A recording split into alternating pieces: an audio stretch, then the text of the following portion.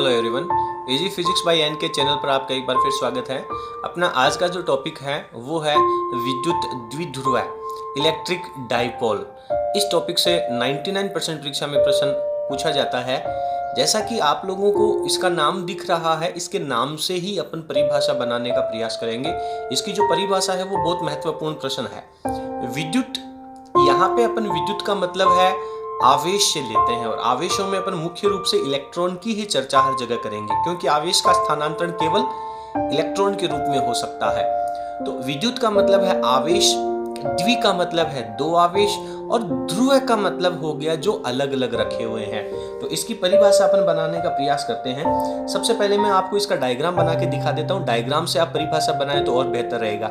ये आपके पास कोई एक प्लस चार्ज है, और इससे कुछ दूरी के ऊपर यहाँ पे आपके पास कोई एक माइनस चार्ज है। इस चार्ज की जो वैल्यू है वो Q है, और इसकी वैल्यू है वो भी Q है। यानी कि दोनों आवेश परिमाण में समान है, प्रकृति में दोनों विपरीत हैं, और इन दोनों के बीच की जो दूरी है, जिसे मैं d ले लेता हूँ, ये दूरी बहुत ही अल्प है, अति अल्प है। तो ये इसकी तीसरी प्रॉपर्टी होगी। इस प्रकार का जो निकाय है उसे अपन विद्युत द्विध्रुव कहते हैं। इसकी परिभाषा लिखते हैं। तो अभी जो बातें अपन ने समझी है उससे इसकी परिभाषा क्या बनेगी? दो समान परिमाण, दोनों आवेशों का परिमाण क्या होना चाहिए? समान, तथा विपरीत प्रकृति के आवेशों को अति अल्प दूरी पर, बहुत थोड़ी दूरी पर रखने से बना निकाय, ये जो एक सेटअप यहाँ पे तैयार हुआ है उसे अपन विद्युत द्विध्रुव कहते हैं। केवल इसकी एकमात्र ये परिभाषा है। इसके साथ में आपको इसका डायग्राम भी बनाना चाहिए, अच्छे तरीके से तैयार करना है। अगला पॉइंट है विद्युत द्विध्रुव आघूर्ण। विद्युत द्विध्रुव के जस्ट आगे वाला पॉइंट है, और इसमें आघूर्ण शब्द और लग जाएगा यहाँ पे। तो ये तो एक आपके पास सिस्टम तैयार होके आ रहा है, और ये विद्युत द्विध्रुव आघूर्ण है वो एक भौतिक राशि है। इसे नापा और तोला जा सकता है, इसे कैलकुलेट किया जा सकता है, इसे स्मॉल p के द्वारा दर्शाया जाएगा, और ये एक सदिश राशि है, इसलिए इसके ऊपर वेक्टर भी लगाया जाएगा। ठीक है, अब अपन इसकी परिभाषा पढ़ते हैं। परिभाषा वापस अपने को इसी डायग्राम से पढ़नी चाहिए। आप चाहें तो यहाँ पे जब ये परिभाषा सेपरेट पूछी जाए तो यही डायग्राम आप दोबारा बना ले, नहीं तो आप इसी डायग्राम्स के साथ से इसकी परिभाषा लिख सकते हैं। क्या परिभाषा बनेगी कि ये क्या है? विद्युत द्विध्रुव है। तो सबसे पहला शब्द आपको लिखना चाहिए कि विद्युत द्विध्रुव है। ये शब्द आपको लिखना बहुत जरूरी है। विद्युत द्विध्रुव है, इसका कोई भी एक आवेश ले लो कि किसी एक आवेश, कोई सा भी एक आवेश क्यों कहा गया है? क्योंकि दोनों आवेश परिमाण में क्या है? समान है, बस केवल प्रकृति अलग अलग है। तो अपने को तो केवल संख्यात्मक मान लिखना है, इसलिए किसी भी एक आवेश को, विद्युत द्विध्रुव के किसी एक आवेश को दोनों आवेशों के मध्य की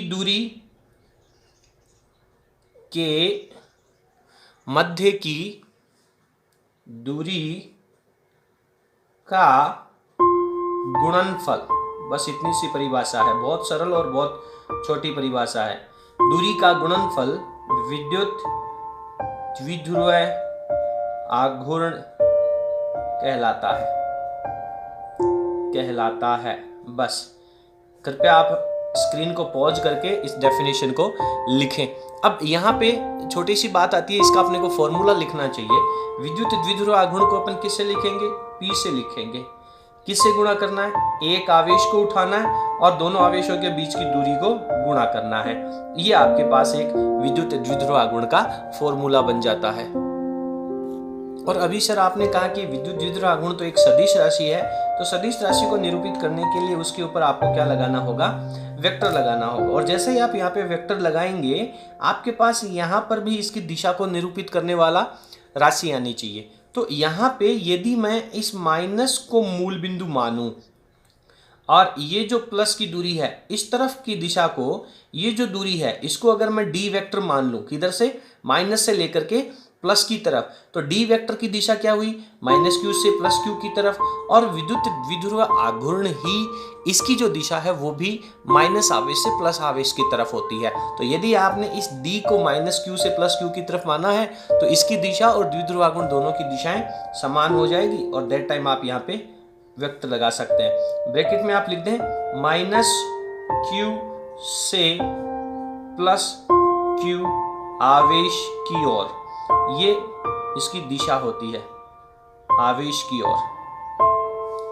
आप हर जगह दिशा है वो प्लस से माइनस की तरफ पढ़ेंगे, केवल विद्युत द्विध्रुव आघूर्ण ही एक ऐसा पॉइंट है जिसकी दिशा है वो माइनस आवेश से प्लस आवेश की तरफ ली जाती है। बात कर लेते हैं अपन इसके मात्रक की। तो मात्रक क्या हो जाएगा, मात्रक सर बहुत इजी है, आवेश का मात्रक क्या हो गया कूलाम, और दूरी का मात्रक क्या हो जाएगा मीटर, तो ये cm हो जाएगा। cm को आप सेंटीमीटर मत मान लेना, ये कूलाम इंटू मीटर है। ये एक कैसी राशि है, सदिश राशि है, जिसकी दिशा के बारे में अपन ने चर्चा अभी कर ली है, माइनस आवेश से प्लस आवेश की तरफ। विमा और कर लो, विमा जब आप करोगे तो इसके अंदर द्रव्यमान तो है ही नहीं, लंबाई ये मीटर है, ये लंबाई का काम कर रहा है L1, और कूलाम की विमा आप पढ़ के आए हो AT होता है, तो पहले मैं T को लिख लेता हूँ और उसके बाद में A को लिख लेता हूँ, तो M0 L1 T1 A1 ये इसकी विमा हो जाएगी। इसके साथ ही आपका ये टॉपिक कंप्लीट हो गया। इसके बाद में अपने को इसका एक न्यूमेरिकल पढ़ना है, ये जो फॉर्मूला दे रखा है इसके ऊपर आधारित सवाल अपने को तैयार करना है, और ऐसे सवाल कई बार पूछे जाते हैं। तो अभी एक उदाहरण देखते हैं। अब अपन इलेक्ट्रिक डाइपोल के कुछ एग्जांपल्स देखते हैं। पहले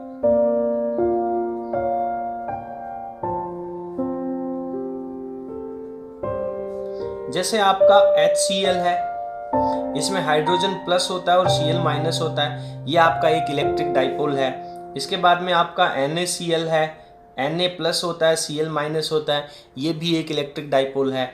एक विशेष ध्यान देने वाली बात है, जो H2O है वो भी एक इलेक्ट्रिक डाइपोल है, क्योंकि आप लोगों ने जब H2O की स्ट्रक्चर पढ़ी होगी तो आप लोगों ने ऐसे पढ़ा होगा कि H प्लस